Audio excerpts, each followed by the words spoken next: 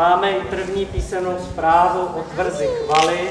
je z roku 1428, je to takzvaný testament, tedy závěť,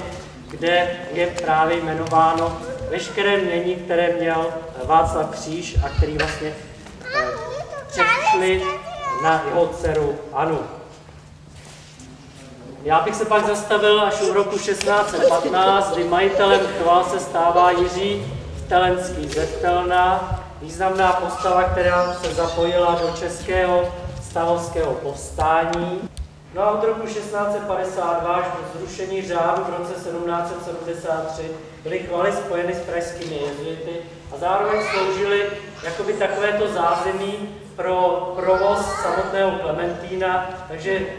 veškeré ty výtěžky z toho statku, ať tady byl jezuitský pivovar, hospodářské stavení, sloužily pro Klementín.